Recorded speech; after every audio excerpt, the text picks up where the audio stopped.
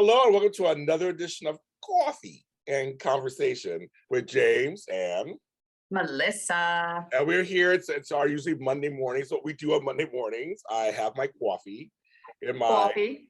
I'm sharing my friend's podcast, New Pod on the Block. They talk about boy Nice. bands, so check that out. Nice. And they're two straight guys who do it, so we're interested. Oh, the coffee's good right now. Oh, I'm really good today. Okay, Where I does needed being that. straight have anything to do with loving music? I Boy know, but bands. that's their joke because everybody thinks. But everybody likes boy bands. That was a big thing. I mean, they were huge with everybody. I know a lot of girls, of course, but they were huge with everybody. And like boys wanted to be them when girls wanted to date them, and some boys wanted to date them too. That happened. But that was like that's their joke. They people look at them and go, "You like boy bands?" Like, and they're like, "Yeah, they're in their 30s. They like boy bands." I mean, like, I know professional grown-up women who still have crushes on current boy bands. okay. So there you go. Mm-hmm. It's a thing. It is. Boy bands for me, you and I both were grown when they started coming around. But I think of the early ones, like New Kids on the Block, New Edition, Boys to Men. We like them. I mean, everybody likes Backstreet Boys. Which one? Backstreet Boys. I was saying first. These came later. In our time period.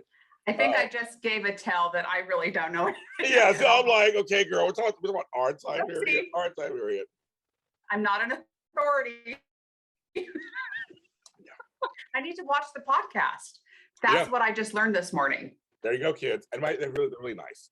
Josh Rodriguez and Mike Zacchio. I love them both. Mike is engaged and he's getting his girlfriend, his fiance are so funny. Josh is like a brother to me. He's like a brother to me, so he's a lot of fun. They're great, so you'd like it. But I'm just saying that when boy bands came out, everyone liked them. When the Spice Girls came out, everybody liked them. It wasn't just for a certain group, even though they were targeted for a certain group. But everybody liked them. Duran Duran was a boy band. If you think about it, back in the day, they were like the next Beatles. Everybody loved Duran Duran. I was told Duran. I learned to dance in public to Duran Duran. What? Dance in public? Yeah, their music. It just gets into your soul and your body just has to move. And so back then, being an introvert, dancing in public was a big deal. But Duran Duran, at the dance clubs back then, it just didn't matter. That what I do remember about boy bands is there was a behind the scenes, the making of the boy band. I forget the title of it. I loved that. It was good. That was cool. Mm-hmm. I saw that. And you get to see all the infighting and the relationship differences, and you get to a certain level of success, and everybody, like, you have two groups, one that are like, oh, I'm it, everything is about me, I should be paid more, I should do this, and the others are like, I hate my life, I just want to go home to my mom. Yes, exactly. Which ones go solo, which ones don't go solo. Justin Timberlake, of course, went huge. Others didn't do so well. I've never met a boy bander. I have met Aaron Carter, who was boy band adjacent because he was Nick Carter's younger brother. He was huge for a while in the 90s for kids. He was really nice. I met him. I know he's troubled or whatever, but I met him. He was great. I had no problem with him. But I never met any other. And I know Nick Lachey through his wife Vanessa.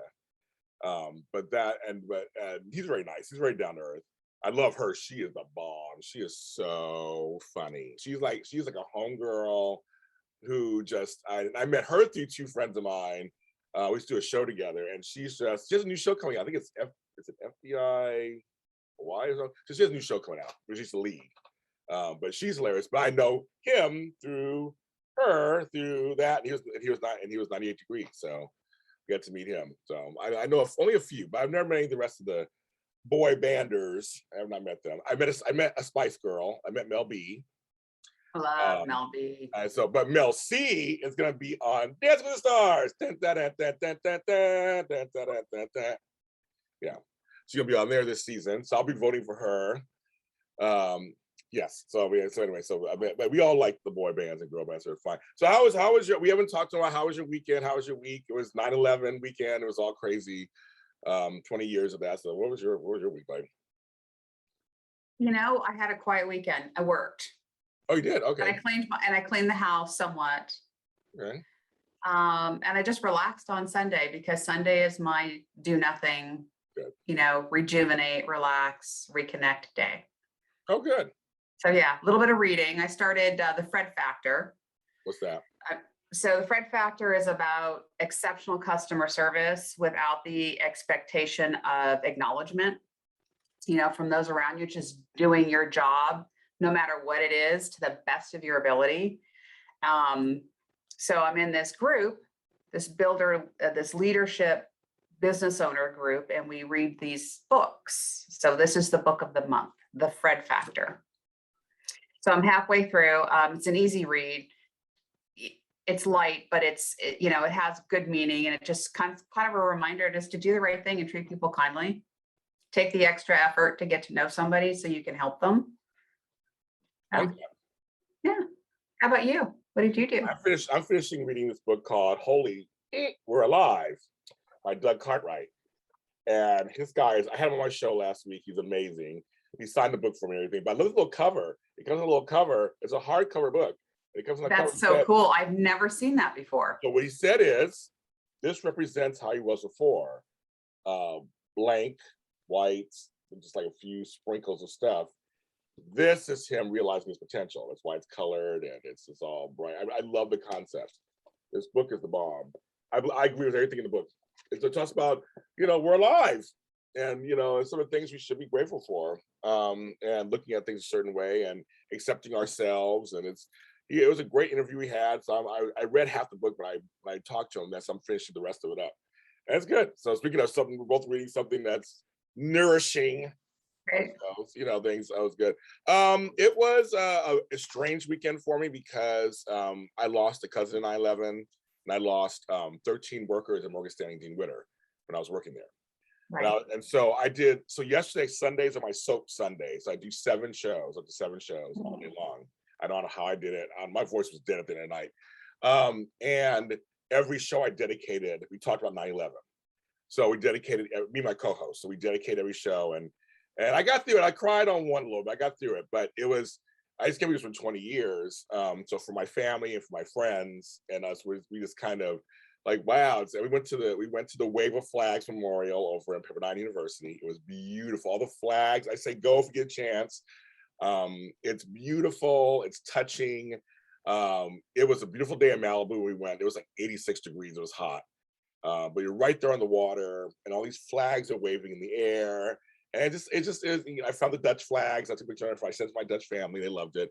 But I didn't want to sit at home and just like cry and watch. I watched some of the stuff on TV, but they had a lot of stuff on 9/11. I didn't want to watch all of that. I know what happened. But I want to give some tribute. I feel like people leave our lives on the earth, but you should never forget them. If they had a great impact on you, you should try not to forget them. And this weekend was kind of about that. Yesterday, and my co-host talked about their experiences with 9/11, and we're all different ages, we're all different places. One of my co-hosts is from New York, so that was kind of interesting to hear him talk about what it felt like when it happened. When my co-host was a teenager, and how they're trying to shield them with certain information, so we had a different perspective there. But yeah, and I'll dedicate the show again because we're taping this after 9/11.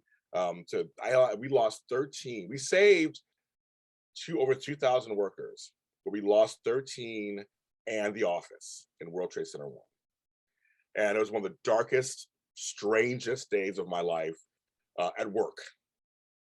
It's like talking to you right now, and then tomorrow you're not here, and your whole office is here. It was a strange. We were still getting mail, in the days and weeks afterwards from those colleagues. I'm gonna send you that thing, and they send. So I'm opening the mail and I'm seeing it, and then the phone calls like, "Where's my broker?" And I'm like, oh God. I'm watching my coworkers fall apart, and it was a very strange time period. So we kind of did that, but went to the Flags Memorial. Was a lot of fun. It was just a beautiful day. We ate in Marina Del Rey. Went to my place, the Warehouse, which I love the Warehouse. Had some fish. But also going around, because we haven't been out in like a year and a half, we're finding out what's closed and what's here, what made it, what didn't. Killer Shrimp, one of our favorite places, is no more. It's gone. They said didn't make it. So they have It's Killer Shrimp, Killer Cafe, and then Killer Shrimp, the main one. The main one's still there. The cafe one is gone. Another restaurant we wanted to go to, gone. Another restaurant we wanted to go to, gone. They didn't make it. The pandemic killed them. They just didn't. They didn't make it. So it's kind of sad. Gabby's Mediterranean, which I love. We know the Gabby's family, the family that does it.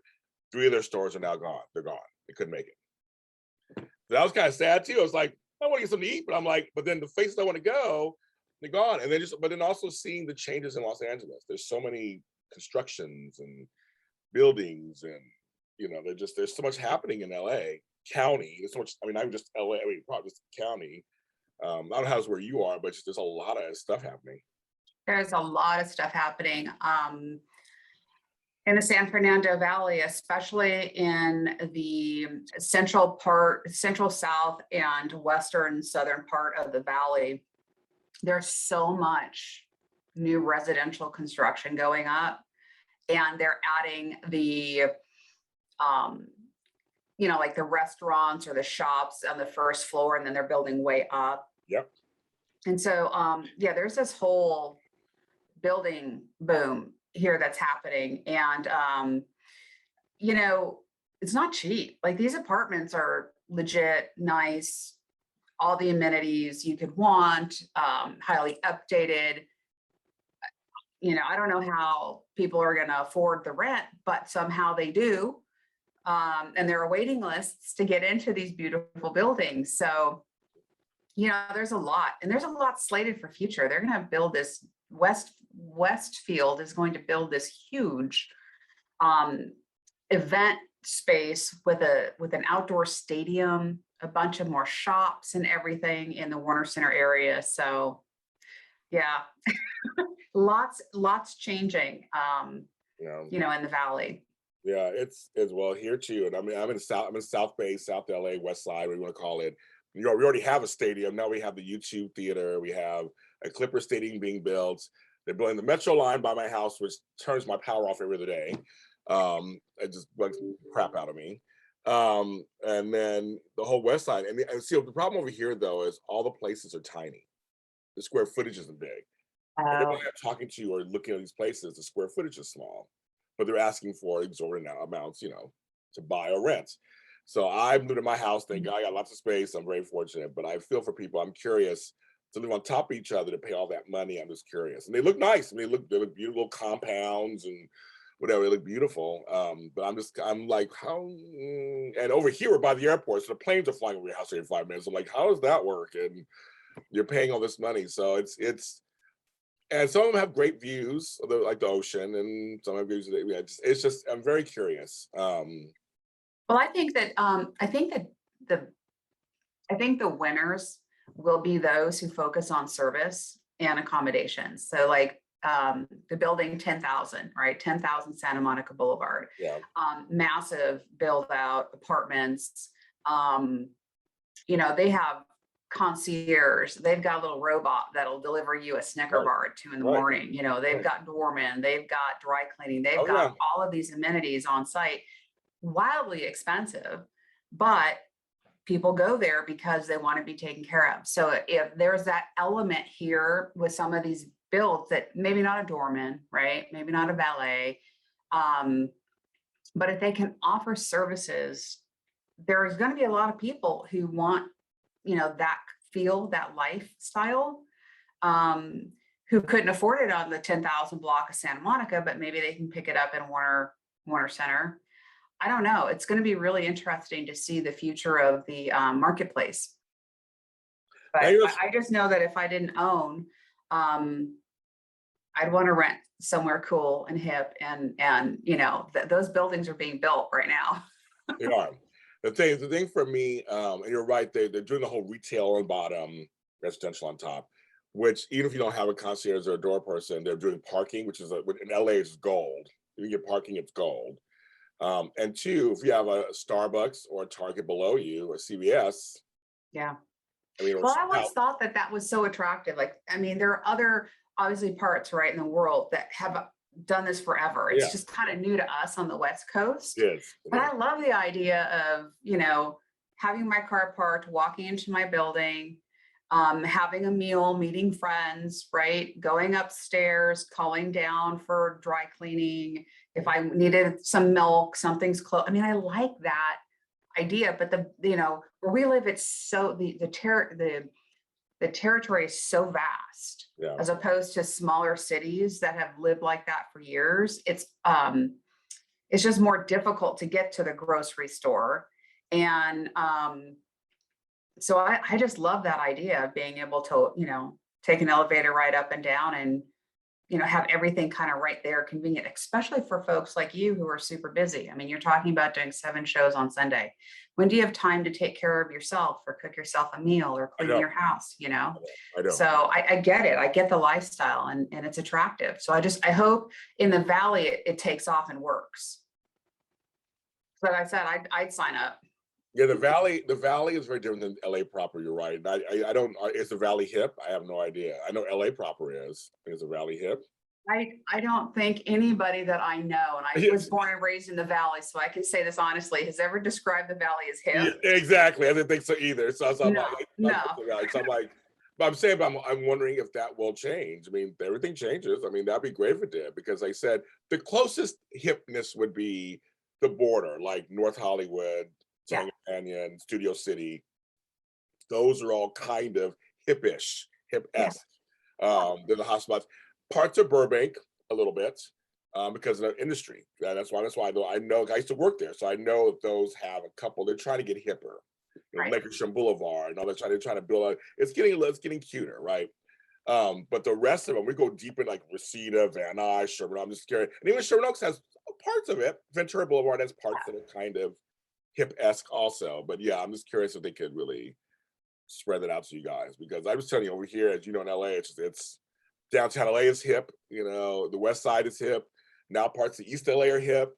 It's becoming parts of South LA are hip, it's becoming this little thing down here. And it's like really interesting. I'm like, I have my house, I'm not going nowhere. Thank you, thank God. I don't want to go anywhere. It's just too expensive.